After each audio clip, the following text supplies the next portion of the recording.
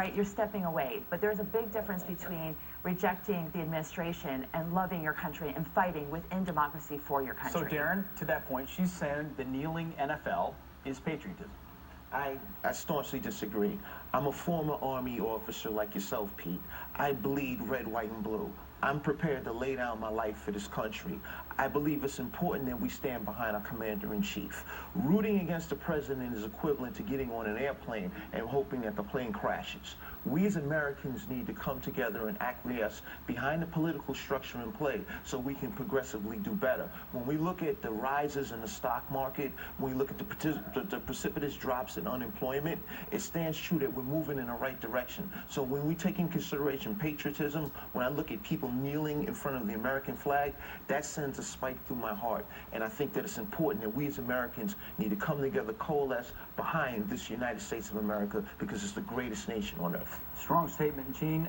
Your take on the idea of what patriotism really represents? Yeah, I'll resolve the conflict between these two. As the moderator here, Pete, no, I think we have to step back. We have years and years of data. I'm a pollster, 40 years of data on patriotism. America is a patriotic place, but it's not the most patriotic country in the world. That actually goes to Qatar, of all places.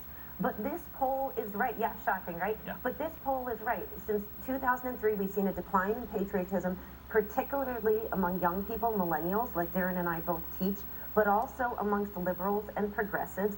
And that is due in part to the fact that the country is now being led by somebody that they are not satisfied with. So that does creep up into the polls. So we have to take into account, when you're not satisfied with the country, you tend to say, yes, I love my country, but am I proud to be an American at this moment? Not necessarily. I would push back and say that patriotism numbers were still high amongst conservatives under Barack Obama. So it's not exclusive to administrations. When you look at this poll, liberals were less likely to attach meaning to the American flag, 30% less, 33% lower to the Pledge of Allegiance, 36 points lower to the national anthem, and 38 points lower to the Bible. So look at the flag and the allegiance and the anthem. Why would liberals look at those symbols, which, as Darren talked about, those of us who raise our right hand and the Constitution believe in and defend, why would those be less patriotic or something not to revere?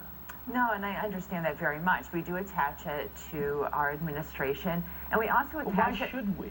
Well, I don't. You made the point that we don't, because the Women's March and all these things. Well, we do. I'm saying that we do, but I'm saying in terms of our allegiance to our country. I think when these polls come out, as they do periodically, the conservative right jumps on it and says that liberals hate America. Liberals are not patriotic. We don't believe in our country, and I'm arguing that we do. We do reject the administration, and I think a lot of it, when it comes to those symbolic things like the flag, we see that as the global-facing symbol of our country, our foreign policy, which we're ashamed of. We're ashamed of America's foreign policy.